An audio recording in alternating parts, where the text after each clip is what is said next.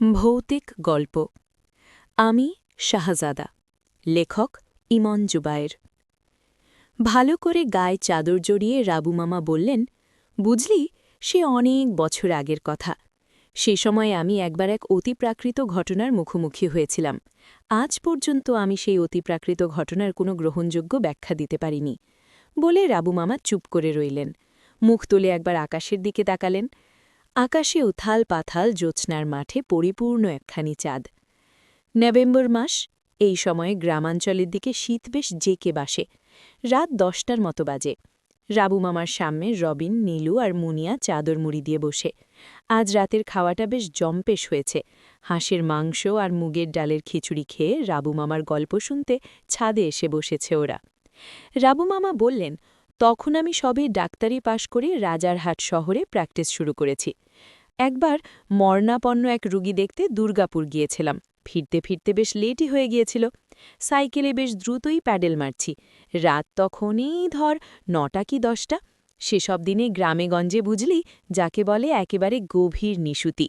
এবড়ো খেবড়ো pitch রাস্তার দুপাশে গজারি গাছ, চারধারে কুয়াশা আর জ্যোৎস্নার আলো। হর্ন বাজিয়ে বাতাসে পোড়া ডিজেলের গন্ধ ছড়িয়ে আমার পাশ দিয়ে একটি ট্রাক দ্রুত গতিতে চলে যায়। এর পরপরই ধপ করে একটা ভোঁতা শব্দ শুনতে পেলাম। চেয়ে দেখি রাস্তার পাশে কে একজন উল্টে পড়ে আছে। ট্রাকটা লোকটাকে ধাক্কা দিয়েছে মনে হলো। আমার বুকটা ধক করে উঠল। বলে রাবু মামা চুপ করে রইলেন। গল্প বলতে বলতে রাবু মামা হঠাৎ করে চুপ করে যান। এটি ওনার বিশেষ বৈশিষ্ট্য। ওরা উসখুস করে। নির্জন রাত, দূরে ঝিলাই নদীর ওপর গাঢ় কুয়াশার শামিয়ানা।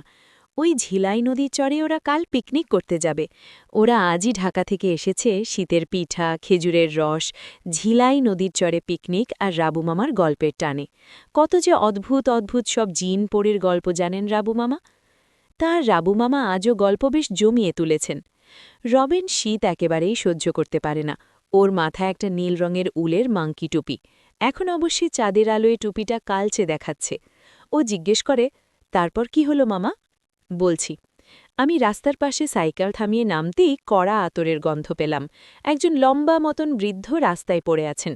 60-এর মতন বয়স, পরনে কালো রঙের শেরওয়ানি আর সাদা রঙের চুড়িদার পায়জামা, মাথায় রঙিন কিস্তি টুপি। বৃদ্ধের গায়ের রং ধবধবে ফর্সা, বেশ সম্ভ্রান্ত চেহারা। দরবেশদের মতন লম্বা পাকা দাড়ি, পাকা জোড়া ভুরু, খাঁড়া নাক, চোখ দুটি আকিক পাথরের তৈরি যেন।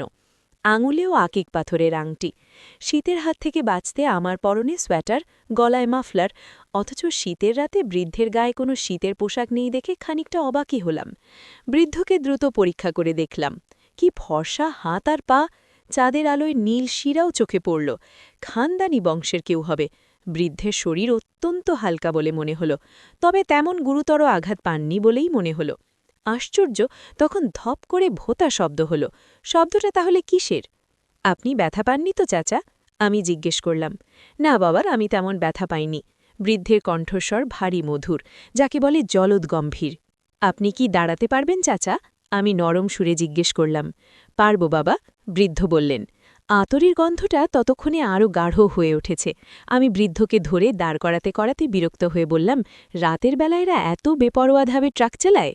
বৃদ্ধ মাথা নেড়ে বললেন, থাক বাবা, আমি এখন বাড়ি যেতে পারব। তুমিও এখন বাড়ি যাও, তোমার অনেক দেরি হয়ে গেল। আমি বললাম, না না, আমার তেমন দেরি হয়নি। চাচা, আপনার বাড়ি কি কাছেই? হ্যাঁ বাবা, কাছেই। এই বজারি বনের ভিতরে একটা ডালিম বাগান আছে, সেখানে। ডালিম বাগান নামটা এর আগে আমি কখনো শুনিনি।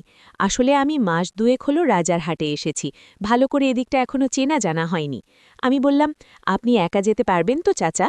পারব বাবা। আমি কি আপনাকে বাড়ি পৌঁছে দেব? তুমি যাবে আমার বাড়ি?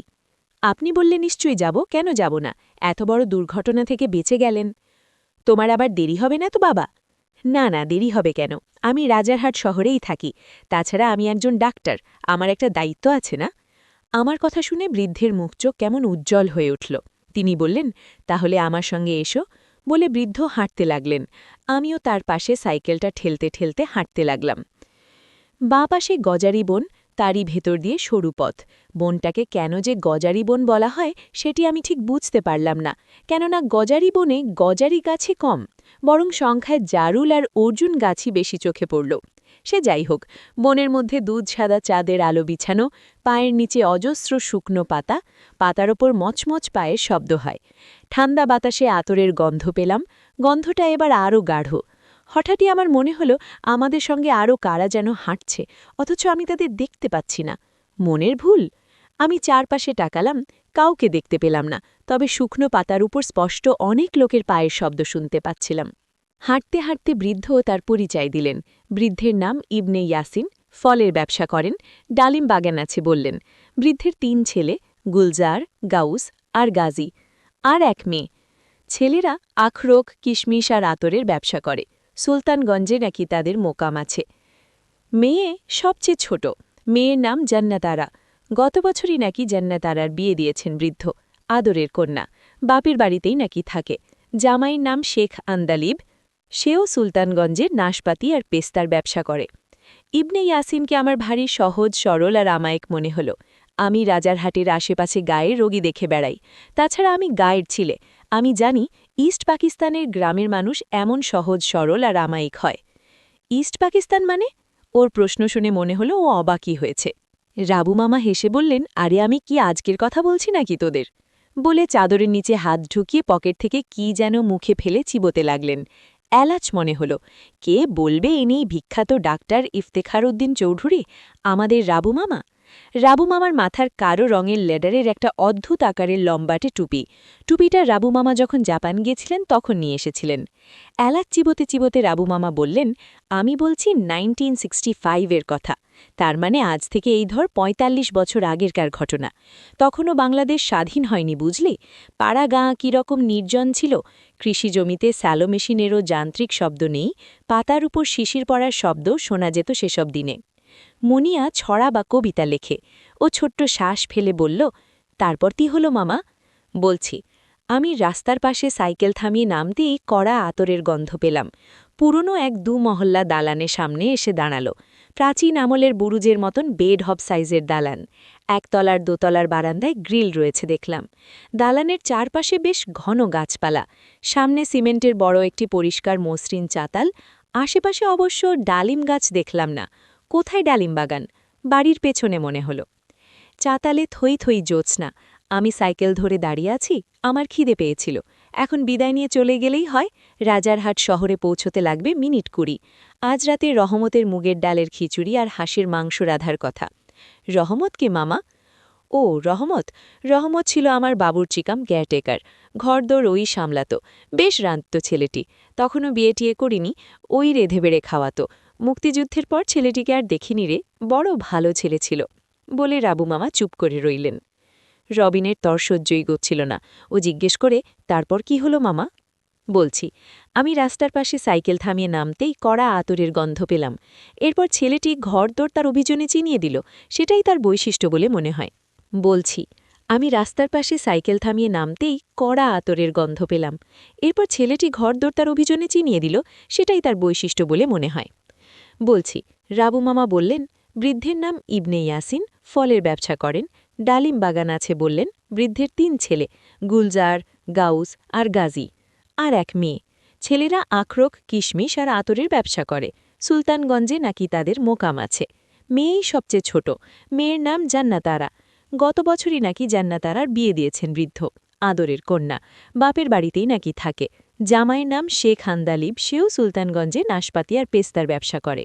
ইবনে ইয়াসিনকে আমার ভারী সহজ সরল আর আমায়ক মনে হলো। আমি রাজারহাটের আশেপাশে গায়ের রোগী দেখে বেড়াই, তাছাড়া আমি গায়ের ছিলে। আমি জানি ইস্ট পাকিস্তানের গ্রামের মানুষ এমন সহজ সরল আর আমায়িক হয়। ইস্ট পাকিস্তান মানে? ওর প্রশ্ন শুনে মনে হলো ও অবাকই হয়েছে। বালকটির হাতে একটি রূপার রেকাবি, রেকাবিতে একটি বড় কাঁচের গ্লাস, গ্লাসে লাল রঙের টলটলে ঠান্ডা তরল। গ্লাস নিতে নিতে আমি ভাবলাম, এই অপরূপ ছেলেটি কে? ইবনে ইয়াসিন বললেন, আমার মেজ ছেলে গাউস, এ তার ছোট ছেলে। এর নাম ইরফান। সালাম দাও ইরফান, ডাক্তার সাহেবকে সালাম দাও। ইরফান আমাকে সালাম দিয়ে অদৃশ্য হয়ে গেল। আমি অবাক হলাম।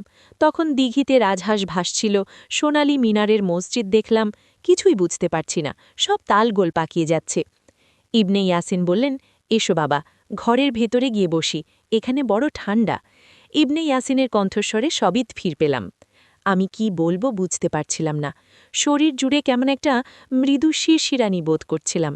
কোনো মতে বললাম, চাচা, মানে আমি তাহলে এখন যাই বলে আমি আর চোখে চাতালের দিকে তাকালাম।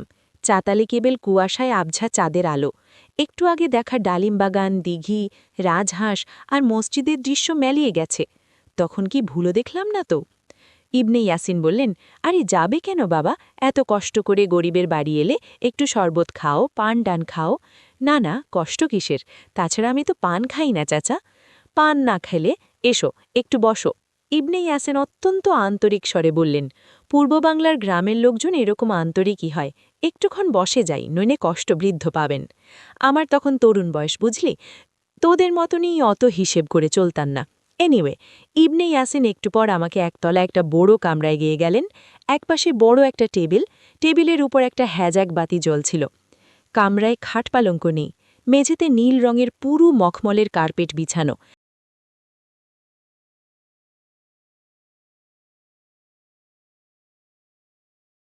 তার ওপর মোটাসোটা একটা জাজিম পাতা, জাজিমের ওপর একটি নরম তাকিয়া। কামরার সবুজ রঙের দেয়ালে মক্কা শরীফের ছবি, ছবির ওপরে গুলেনার। রবি জিজ্ঞেস করল, গুলেনার কি মামা? গুলেনার হলো ডালিম ফুল। ও, উষ্ণ কামরায় কেমন মিষ্টি সুরভি ছড়িয়েছিল। আগরবাতি মনে হলো। হ্যাজাকের আলোয় দেয়ালে আমার ছায়া পড়েছে, তবে বৃদ্ধের ছায়া নেই।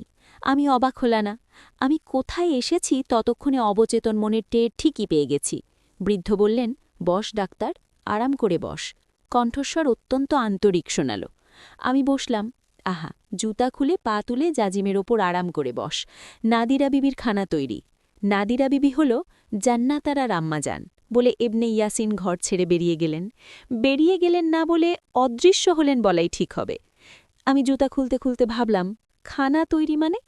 আমি তো অবাক, এত রাতে কে রান্নাবান্না করবে? গ্রামের লোকজন তো সন্ধ্যের পরই খেয়ে দিয়ে শুয়ে পড়ে, করার কিছু থাকে না বলে। সেসব দিনে টিভিও ছিল না। জাজিমের উপর বসলাম আরাম করে। বুঝলাম এরা আমাকে না খাইয়ে ছাড়বে না। তখনকার দিনে মোবাইল ছিল না যে রহমতকে ফোন করে বলবো, তুই খেয়ে দিয়ে শুয়ে পড়, আমার ফিরতে দেরি হবে। হঠাৎ চেয়ে দেখি ঘরের মেঝের ওপর কে যেন দাঁড়িয়ে। বেশ লম্বা একটি বালক, 12-13 বছরের অপরূপ চেহারা। আশ্চর্য, ওই ঘরে কখন ঢুকল? বালকটির শরীর ধবধবে ফর্সা, প্যালব, চোখে যেন ক্যাটসাই বসানো, বুঝলি? আয়াত চোখের চারধারে সোনালি রঙের কাজল। বালকের পরনে ফিরুজা রঙের শেরবানি আর ঘিয়ে রঙের চুড়িদার পায়জামা। বালকটিকে আমার কেমন যেন লাজুক মনে হল। বালকের হাতে একটি রূপার রেকাবিতে একটি বড় কাচের গ্লাস। বালকটি গ্লাস তুলে আমার দিকে বাড়িয়ে দেয়। গ্লাসে লাল রঙের টলটলে ঠান্ডা তরল। গ্লাস নিতে নিতে আমি ভাবলাম, এই অপরূপ ছেলেটি কে? ইবনে ইয়াসিন বললেন, আমার মেজ ছেলে গাউস, এ তার ছোট ছেলে, এর নাম ইরফান।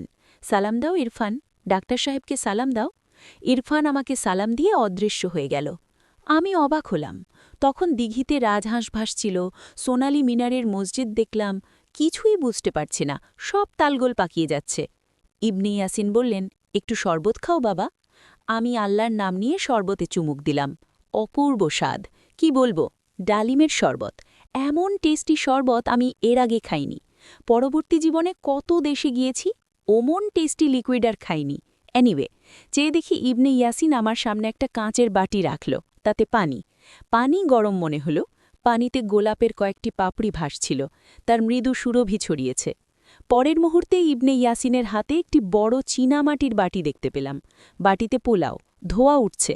বৃদ্ধের পেছনে আরও 5-6 জন অপরূপ চেহারার লম্বা আর ফর্সা বালক দাঁড়িয়ে।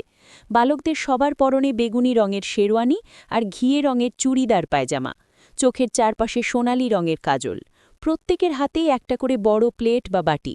একজন একটা খালি প্লেট আমার সামনে রাখল। আরেকজনের প্লেটে 2টি আস্ত মুরগির রোস্ট, তো আরেকজনের বাটিতে রেজালা, খাসির রেজালা বলে মনে হলো। আরেকজনের বাটিতে মাংসের ভুনা, গরুর মাংস বলে মনে হলো। একজনের প্লেটে টিকিয়া, একজনের প্লেটে সালাদ। আমি কিছু বলার আগে বালকগুলি জাজিমের ওপর প্লেট আর বাটিগুলি রেখে অদৃশ্য হয়ে গেল। ইবনে ইয়াসিন বললেন, খাও বাবা খাও, বিসমিল্লা করো, যা পারো আল্লাহর নামে খেতে শুরু করো। তোমার খিদে পেয়েছে। আমার যে খিদে পেয়েছে তাই বৃদ্ধ জানল কি করে? আন্দাজ করেছেন, কিন্তু আমি খাবো কি? কে এসব রাঁধল?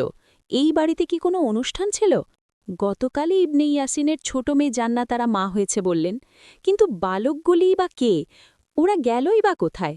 ওরা কি বৃদ্ধের নাতি? খাও বাবা খাও, খাবার ঠান্ডা হয়ে যায়। আমার আর সন্দেহ নেই যে এরা সবাই জিন, তবে খারাপ জিন বলে মনে হয় না। কেমন নিজেদের পরিচয় দিচ্ছেন, ভয় দেখানোর চেষ্টা করছেন না। মনে হয় না এরা আমার তেমন ক্ষতিটতি করবে। তবে জিনেদের খাওয়া কি ঠিক হবে? না খেয়েও তো উপায় নেই, আল্লাহ ভরসা। আমি গরম পানিতে হাত ধুয়ে প্লেট টেনে নিলাম। ইবনে ইয়াসিন প্লেটের উপর পোলাও তুলে দিয়ে আস্ত একটা মুরগির রোস্ট তুলে দিলেন, বলে রাবু মামা তার স্বভাব অনুযায়ী চুপ করে রইলেন। মুনিয়া জিজ্ঞেস করে, জিনেরের রান্না খেলে তুমি মামা? হ্যাঁ, খেলাম। রান্না কেমন হয়েছিল মামা? তোফা, আর কি বলবো। ওমন অপূর্ব রান্না আর আমি এত বয়সেও খাইনি। সেদিন রাতে আমার যে কি হলো, এমন খিদে পেয়েছিল, আমাকে আস্ত ভেড়ার রোস্ট দিলেও খেয়ে সাবার করে ফেলতাম। মনে হয় ডালিমের শরবতটা ছিল ক্ষুধাবর্ধক অ্যাপিটাইজার। ও হ্যাঁ, শেষে মিষ্টিও খেতে দিল। আমি আবার ওই বয়সে মিষ্টির ভীষণ পোকা ছিলাম। মিষ্টির সাইজ দেখে আমি তো বড় বড় কালোজাম, এক একটা টেনিস বলের সমান। আর স্বাদের কথা আর কি বলবো। প্লেট ভর্তি পোলাও, মুরগির রোস্ট, টিকিয়া, খাসির রেজালা, গরুর মাংসের ভুনা, সালাদ সব খেয়ে শেষ করে ফেলেছি দেখে আমার ভারী তাগ লেগে গিয়েছিল। আমার খাওয়া শেষ হলে পর ইবনে ইয়াসিন জিজ্ঞেস করলেন, খামার কেমন হয়েছে বাবা? আমি সুপারি চিবুতে চিবুতে বললাম, তোফা চাচা, তোফা। ইবনে ইয়াসিন খুশি হয়ে বললেন, সবাই নাদিরা বিবির রান্নার প্রশংসা করে। আমার প্রথম ঘরের বিবি শামসি বেগম জবরদস্ত মশলাদার দোম্বার বিরিয়ানি রাখতে পারতেন, বলে ইবনে ইয়াসিন অদৃশ্য হলেন। আমি আর অবাক হব কি, বরং চারধারে যা ঘটছে তা উপভোগী করছি। শামসি বেগমের জবরদস্ত মশলাদার দুম্বার বিরিয়ানি খেতে পারলাম না বলে আমার খানিকটা আফসোসই হচ্ছিল। একটু পর ইবনে ইয়াসিন ফিরে এলেন। কোলে রোগিন বুটিদার কাপড়ে জড়ানো একটা পুটুলি, ট্যাঁ করে শব্দ হচ্ছে। বুঝলাম একদিন বয়সী নবজাতক নাতিকে নিয়ে ইবনে ইয়াসিন এসছেন। ইবনে ইয়াসিন বললেন, আমার মেয়ে জান্নাতারার ইচ্ছা আপনি ওর ছেলের একটা নাম দেবেন। আমি অবাক হয়ে বললাম, আমার কেমন ঘুম ঘুম লাগছিল। আসলে জমজম খাওয়া হয়েছে তো। হ্যাঁ, আপনি, বলে অদ্ভুত কায়দায় হাঁটু গেড়ে আমার সামনে বসে আমাকে নাতির মুখ দেখালেন ইবনে ইয়াসিন। শিশুর মুখ দেখে আমি চমকে উঠলাম। গাঢ় নীল রঙের ছোট্ট মুখ। আশ্চর্য, শিশু বয়সে এদের রং নীল হয় না? কাঁধের অবধি সোনালি চুল, কবুতরের ডিমের সমান অক্ষিগোলক, তবে চোখের মনি কাকির ডিমের মতো নীলচে। চোখের চারধারে সোনালি রঙের কাজল। বলে রাবু মামা চুপ করে রইলেন। নীলু জিজ্ঞেস করল, বাচ্চার নাম তুমি কি রাখলে মামা? শাহজাদা। শাহজাদা? হ্যাঁ, শাহজাদা। ওই নামটাই কেন যেন মনে এলো। তারপর? রবিন জিজ্ঞেস করে। তারপর আর কি, নাতিকে নিয়ে ইবনে ইয়াসিন অদৃশ্য হলেন। ততক্ষণে আমার বেশ ঘুম পাচ্ছিল। কখন যেন জাজিমের ওপরই ঢলে পড়েছিলাম। সকালবেলায় ঘুম ভেঙে দেখি রাজারহাটে আমার পরিচিত ঘরের বিছানায় শুয়ে আছি। ঘরে গাওয়া ঘির গন্ধ ম করছে। রহমত রান্নাঘরে পরোটা ভাজছে। আমি চেঁচিয়ে রহমতকে ডাকলাম। রান্নাঘর থেকে এসে রহমত বলল, জি স্যার, বলেন। এক্ষুনি তুই নিচে গিয়ে একবার দেখতো আমার সাইকেলটা আছে কিনা। একটু পর রহমত ফিরে এসে বলল, জি স্যার, সাইকেল ঠিক আছে। আমি নিশ্চিন্ত হয়ে পাশ ফিরে চোখ বুঝলাম। তারপর তারপর তারপর ২০ বছর কেটে গেছে। রাজারহাট থেকে শ্যামগঞ্জ গিয়ে বছর কয়েক প্র্যাকটিস করলাম। তারপরে এই কুসুমপুরে এলাম। জায়গা জমি কিনলাম, এই বাড়িটা করলাম। একতলায় চেম্বার। আল্লাহর রহমতে হাত চশ ভালোই। তো 1985-এর কথা। একদিন সকালবেলায় নিচতলার চেম্বারে বসে আছি। রোগীর তেমন প্রেশার ছিল না। লম্বা এক তরুণ চেম্বারে ঢুকল। সঙ্গে সঙ্গে আতরের গন্ধ পেলাম। কেমন পরিচিত গন্ধ। আমার ভুরু কুচকে উঠল।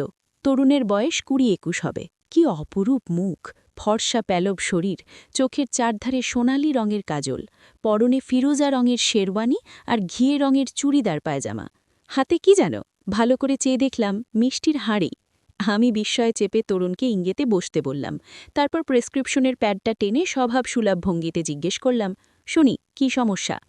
আমার কোনো সমস্যা নেই স্যার, তরুণটি বলল। সমস্যা নেই মানে? আমি মুখ তুলে তরুণের মুখের দিকে তাকালাম। টিউবলাইটের আলো এসে পড়েছে। কি আশ্চর্য কমনীয় মুখ, রূপটান ব্যবহার করে বলে মানে হলো। তরুণটি বলল, আমি আমি শাহজাদা স্যার। তুমি শাহজাদা মানে? আমি আকাশ থেকে পড়লাম। চেনা চেনা মুখ, চেনা চেনা আতরের গন্ধ পাচ্ছি, তবে মনে করতে পারছি না সবটা। আমি ইবনে ইয়াসিনের নাতি স্যার। আমার বিস্ময় কাটছিলই না। পাল্টা প্রশ্ন করলাম, আমি ইবনে ইয়াসিনের নাতি মানে? শাহজাদা নামে তরুণটি বলল, কেন, আপনার মনে নেই অনেক বছর আগে এক রাতে ট্রাকের সঙ্গে আমার মা নান ইবনে ইয়াসিনের ধাক্কা লেগেছিল? আপনি নানার প্রাথমিক চিকিৎসা করলেন, তারপর আমাদের ডালিম বাগানে গেলেন, নানির হাতের খানা খেলেন, তারপর আমার নাম রাখলেন। আমার মায়ের নাম জান্নাত আরা স্যার। কেন, আপনার মনে নাই? আমার মনে আছে, আমি শীতল কণ্ঠে বললাম। ভিতরে ভীষণ কাঁপুনি টের পাচ্ছি। এও কি সম্ভব? শাহজাদা বলল, কুসুমপুরে আমি ব্যবসার কাজে এসেছিলাম স্যার। আপনার মনে নাই আমার আব্বা আন্দালিব সুলতানগঞ্জে নাশপাতি আর পেস্তার ব্যবসা করতেন? আব্বার ব্যবসা এখন আমিই দেখাশোনা করছি। ভাবলাম কুসুমপুর যখন এসেছি তখন আপনার সঙ্গে একবার দেখা করেই যাই। বেশ, তো তোমার নানা কেমন আছে? ভালো, নানা গত বছর একটা বিয়ে করেছেন। ওহ, আমি এখন যাই স্যার, ওরা অপেক্ষা করছে, বলে শাহজাদা অদৃশ্য হয়ে গেল। আমি অনেকক্ষণ চেম্বারে বসেছিলাম। মুসলমান বলে জিন বিশ্বাস করি, তাই বলে এভাবে জিন দেখব ভাবতেই পারিনি। ব্যাপারটা আমার কাছে আজও অস্বাভাবিক অভিজ্ঞতা মনে হয়। যে শাহক, তারপর আমি মিষ্টির হাঁড়ি নিয়ে উপরে উঠে এলাম। টেনিস বলের সমান মিষ্টির সাইজ দেখে তোর মামি তো অবাক, অবাক আমিও। তোদের মামি মৃদু সমালোচনা করে বললেন, ধ্যাত, কালো জামের সাইজ এত বড় হয়? কোন দেশের রুগী? আমি এড়িয়ে গেলাম। নীলু বলল, শাহজাদা জিন ছিল মামা। রবিন মৃদু ধমক দিয়ে বললেন, আহা, রাবু মামা তাহলে এতক্ষণ কি বললা? শাহজাদা জিন না হয়ে যায়ই না। মুনিয়া বলল, মামা বল। তুমি তখন বললে না যে হর্ন বাজিয়ে একটা ট্রাক চলে যায়? হ্যাঁ। তারপর বললে হঠাৎ দেখি রাস্তার পাশে একজন বৃদ্ধ পড়ে আছে, তাকে ট্রাক ধাক্কা দিল মনে হয়। হ্যাঁ। জিনেদের কি ট্রাক ধাক্কা দিতে পারে মামা? ওরা না আগুনের তৈরি? আমিও কথাটা নিয়ে অনেক ভেবেছি। সত্যি ওদের অনেক ক্ষমতা, আমি নিজের চোখে দেখেছি। যখন তখন ওরা অদৃশ্য হয়ে যেতে পারে। ওই যে বললাম সে রাতে আমি রাজারহাটের ডালিম বাগানে যা দেখে নিনি, তা আমি আজ অবধি গ্রহণযোগ্য ব্যাখ্যা দিতে পারিনি। নীলু বলল, এর ২০ বছর পর তুমি আবার ইবনে ইয়াসিনের নাতি শাহজাদাকে দেখলে? রবিন কি বলতে যাবে?